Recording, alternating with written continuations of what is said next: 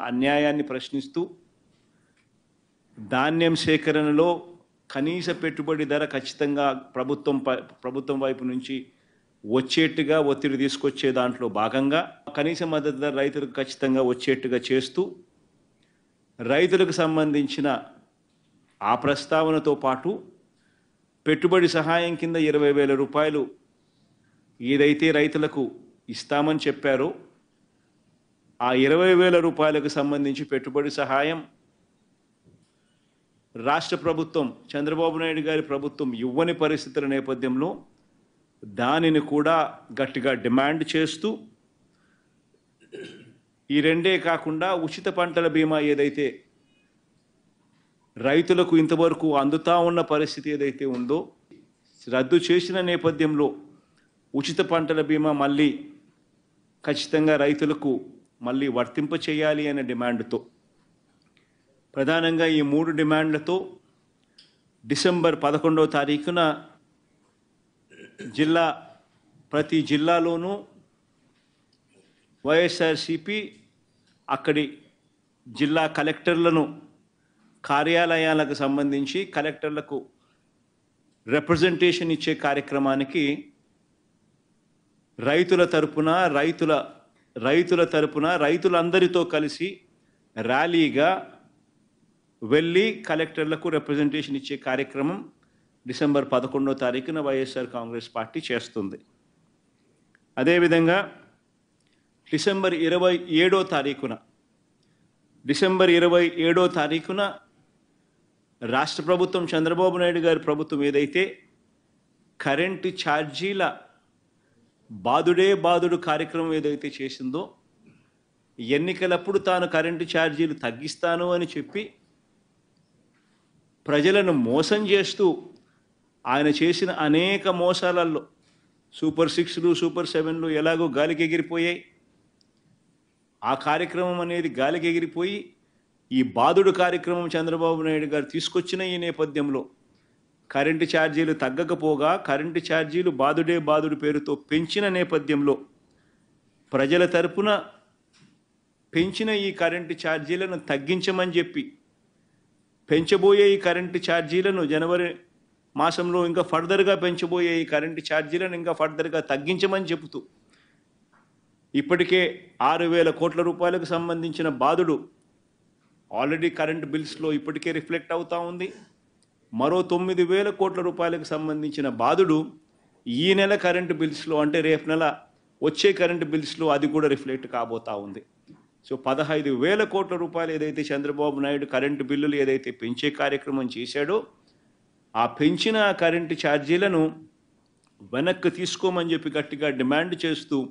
December 27వ తారీఖున ప్రతి జిల్లా హెడ్ క్వార్టర్స్లోనూ ఎలక్ట్రిసిటీ ఎస్సీ ఆఫీసులకు ఒకవేళ ఎస్సీ ఆఫీసులు లేని చోట్ల సిఎండి ఎస్సీ ఆఫీసులతో పాటు సిఎండి ఆఫీసులు ఉన్న కార్పొరేషన్స్ పరిధిలో ఏదైతే ఉంటాయో అక్కడ సిఎండి కార్యాలయాలు ఇక్కడ వైఎస్ఆర్సీపీ ప్రజల తరపున ప్రజలతో పాటు కలిసి భారీ ర్యాలీగా వెళ్ళి ప్రతి జిల్లాలోనూ వైఎస్ఆర్ కాంగ్రెస్ పార్టీ ప్రజల తరపున చంద్రబాబు నాయుడు గారి ప్రభుత్వాన్ని గట్టిగా డిమాండ్ చేస్తూ పెంచిన కరెంటు ఛార్జీలు ఉపసంహరించుకునేట్టుగా ఒత్తిడి తీసుకొచ్చే కార్యక్రమానికి డిసెంబర్ 27వ తారీఖున చేయబోతా ఉన్నాం. అదే మాదిరిగా జనవరి 3వ తారీఖున కలెక్టర్ల కార్యాలయాలను మళ్ళీ ఫీజు రీయింబర్స్మెంట్ విషయంగా పిల్లలకు సహాయం అందించాల్సిన పూర్తి ఫీజు రీయింబర్స్మెంటు వసతి దీవెన విద్యా దీవెన వసతి దీవెన ఈ రెండింటికి సంబంధించిన బకాయిలు 3,900 కోట్ల రూపాయలు ఏదైతే ఉన్నాయో చంద్రబాబు నాయుడు గారి ప్రభుత్వం ఏర్పడిన తర్వాత పూర్తిగా పిల్లలకు ఫీజులు కట్టకుండా బకాయిలుగా పెట్టిన నేపథ్యం జనవరి ఫిబ్రవరి మార్చికి సంబంధించిన ఫీజులు ఏప్రిల్లో వెరిఫై చేసి మామూలుగా మే మాసంలో ఇవ్వాలి. చంద్రబాబు నాయుడు గారి ఎన్నిక మే 13వ తారీఖున జరిగింది.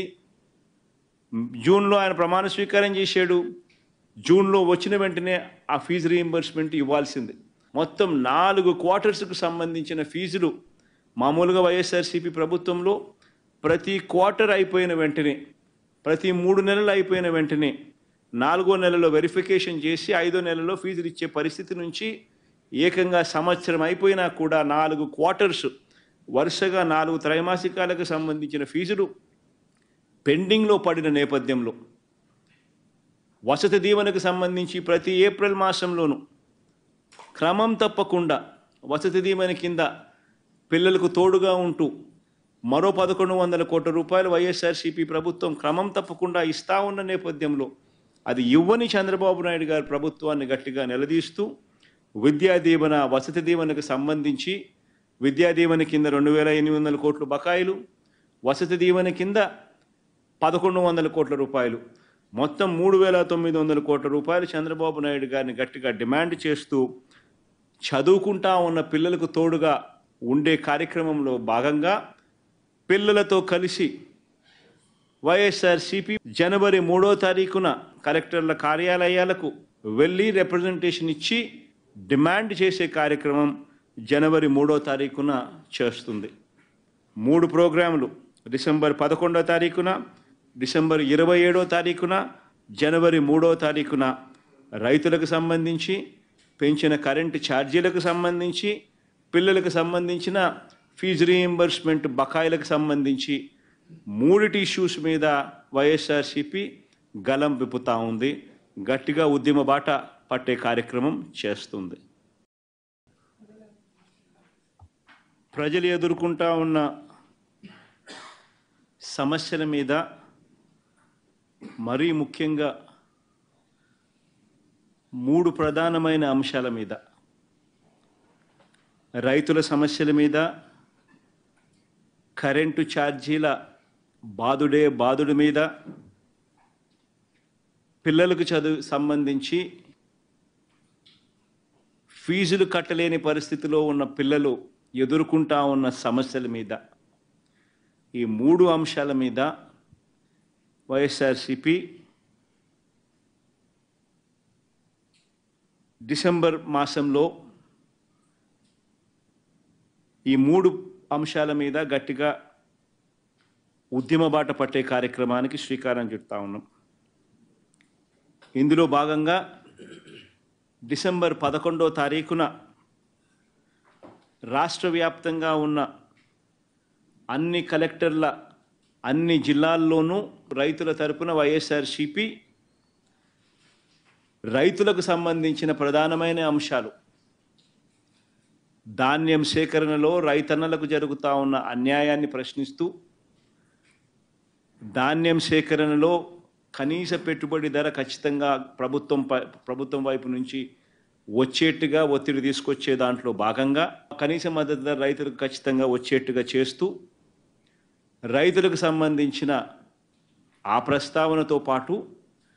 పెట్టుబడి సహాయం కింద 20,000 రూపాయలు ఏదైతే రైతులకు ఇస్తామని చెప్పారో ఆ 20,000 రూపాయలకు సంబంధించి పెట్టుబడి సహాయం రాష్ట్ర ప్రభుత్వం, చంద్రబాబు నాయుడు గారి ప్రభుత్వం ఇవ్వని పరిస్థితుల నేపథ్యంలో దానిని కూడా గట్టిగా డిమాండ్ చేస్తూ,